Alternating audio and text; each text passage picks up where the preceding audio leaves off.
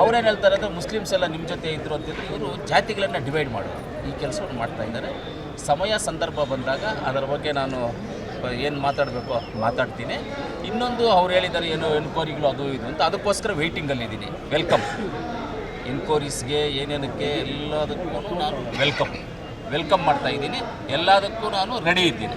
Total 1ರಿಂದ ಹಿಡ್ಕೊಂಡು 100ವರೆಗೂ ನಾನು ready ಇದ್ದೀನಿ. ಎಲ್ಲದನ್ನು ಫೇಸ್ ಮಾಡೋಕ್ಕೆ ಹೋಗ್ತೀನಿ. ನಾನು 25 ವರ್ಷಗಳಿಂದ ಇದೇ ಇದರಲ್ಲೇ ಓಡಾಡ್ಕೊಂಡು ಬಂದಿರೋನು.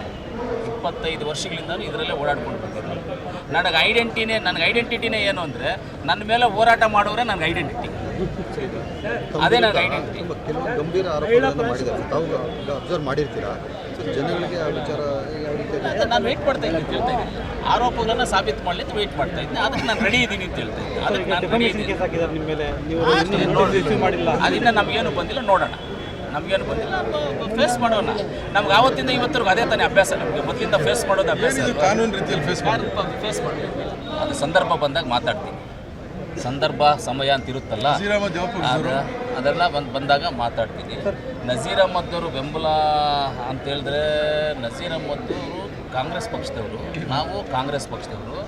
ನಮಗೆಲ್ಲರಿಗೂ ಅವರು ಹಿರಿಯರು, ನಮ್ಮ ಮಾರ್ಗದರ್ಶಕರು. ಅವರು ಏನು ಹೇಳಿದ್ದಾರೆ ಅದನ್ನೇ ಮಾಡ್ತಾರೆ. ಅವರು ಹೇಳುವಂಥದ್ದು ಮುಬಾರಕ್ ಹೇಳುವಂಥದ್ದು ಅವರು ಜಾತಿಗಳನ್ನು ದೂರ ಇಡ್ತಾ ಇದ್ದಾರೆ. ನಮ್ಮ ಮುಸ್ಲಿಂ ಅವರು ನನ್ನ ಜೊತೆ ಇರಲಿಲ್ಲ, ನಿಮ್ಮ ಜೊತೆ ಇದ್ದರು ಅದು ಅಂತ ಹೇಳ್ತಾರೆ.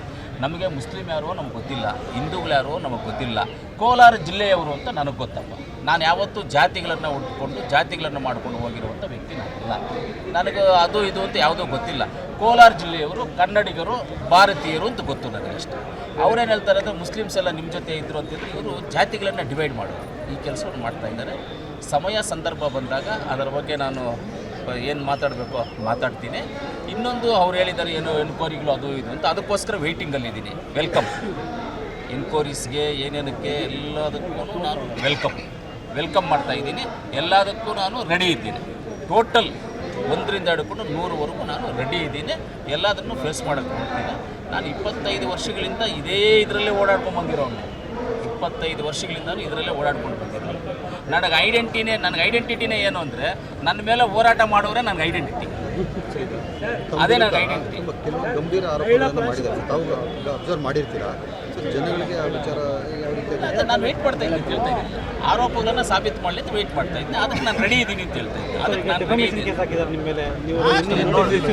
ಅದರಿಂದ ನಮಗೇನು ಬಂದಿಲ್ಲ, ನೋಡೋಣ. ನಮಗೇನು ಬಂದಿಲ್ಲ, ಫೇಸ್ ಮಾಡೋಣ.